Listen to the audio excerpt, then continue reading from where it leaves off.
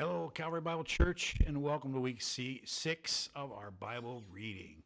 Hey, hopefully we got the sound taken care of. Sounds like some had some issues with YouTube and the sound, so hopefully we got it taken care of this time. So this week we will be finishing up Genesis and we'll start into Exodus. And this is an interesting transition time because we see the blessings of God over Israel, and we also see this transition into them, the change of the Pharaoh. And so we'll talk about all that as we get through this. And so we're going to also look at Luke chapter 6 and Matthew 5 through 7.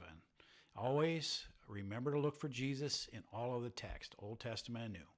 So let's get into the highlights. We finished up with the blessings that Israel gave to his sons and the two sons of Joseph, Manasseh and Ephraim.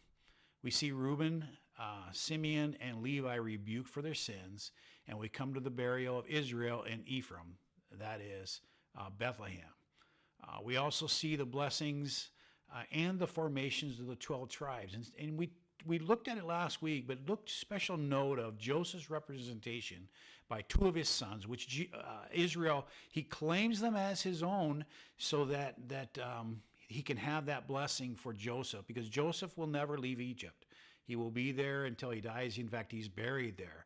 And so when we look at this, it's God's way of keeping his family together. And so Joseph's sons are represented in the 12 tribes. And Levi will also become the priest, and so part of that is that transition to the priesthood, which we will get into when we get into Exodus. We'll see Moses at the beginning of his priesthood being born a Levite, and Exodus brings in new leadership who does not know Joseph and his blessings to Egypt. And so this new transition, this new Pharaoh, they don't know who Joseph is. They don't really care. What they do see is they see the Hebrew children just being blessed like crazy. They just keep having kids, and they have this fear that the Hebrew people will take over. And so they start to suppress them. And that's where we get into this understanding of what's going to happen and why Christ came. So chapter 1 and 2 bring us a whirlwind of information and provide a storyline for redemption. This is the beginning of our redemption. This is the beginning of this press towards Christ that God has for us. Being suppressed in Israel or in Egypt, the Israel people start to feel the pressure. And so we look at the redemption makers. And so the redemption makers, those things that we see in our society today that we need to be redeemed from, and we see this really, really heavy in chapter 1 and 2 of Exodus. There's this political slavery. We experience that still today, a political slavery. There's also an economical slavery. We're burdened by taxes. We're burdened by things.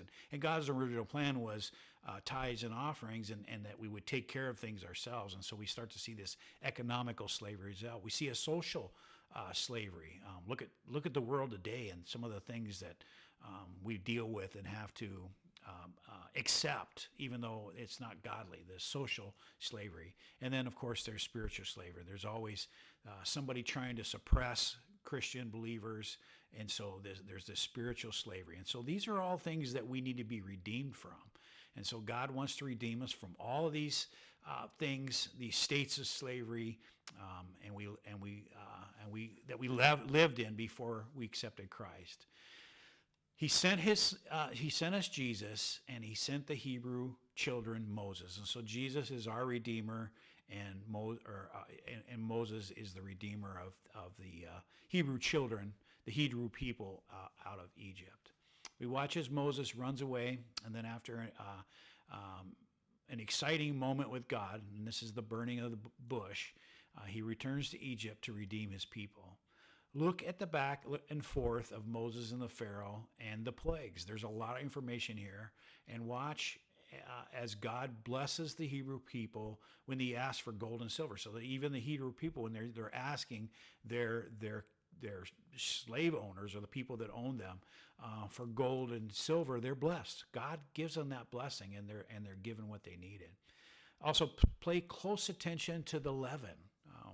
When God tells them to separate the leaven, get the leaven out of the house, we know that leaven represents sin. And we're going to be talking about this in a sermon series coming up called Removing the Leaven, and that will be on February 16th. So pay special attention to the leaven because we're going to be hitting that in a sermon series. And we'll end this week with the parting of the Red Sea and the destruction of the Egyptian army. Lots to take in, but it is the beginning of our redemption story, so very important to read and to understand. Let's take a look at Luke chapter 6. Jesus, the great teacher, reminds us that poverty with Jesus is blessed and wealth without Jesus is doomed. That's important for us to understand. Jesus also reminds us to love our enemies. In fact, it tells us that we need to love our enemies and that even our friends can hurt us. And so we need to love and cherish all. And it reminds us to look upon our own hearts before we judge others. That's important. I need to know my heart is right before the Lord before I judge anybody else. In fact, as we read Matthew, we're going to see that we're not even supposed to judge. And so we want to stamp back and make sure that we're in the right place before God. Matthew brings us some of the same lessons like giving and prayer and loving our enemies. And I want you to just take an extra look at the Lord's Prayer this week. The Lord's Prayer is very important because it gives us this outline of how we should pray. For example, start with Our Father in heaven. Pray, Lord, you are my Father. Lord, I love you. Lord, I adore you. Lord, you are mighty and you sent your Son. And Jesus, you're my Lord, and I want to serve you. These are a good opening to a prayer, but then you need to go to the next line, hallowed be thy name. Lord, your name is healing. Jesus, your name is grace. Jesus, your name is salvation. It's important to understand that as we read through this Lord's Prayer, that we can take each line and pray into that. And you'll notice that we start with God and not ourselves first. A lot of people want to say, Lord, I'm feeling bad and I need this, or I want this, or I even want this for my neighbor or my friend. But we really should start with our focus on God. And so the Lord Prayer really lays this out. Lord, hallowed be your name. And so challenge yourself. Pray that way this week. Use the Lord's Prayer as an example to pray. I want you also to take note of how Jesus looks at others, and then look at your own, how you look at others. Make sure that you're looking through the eyes of Jesus.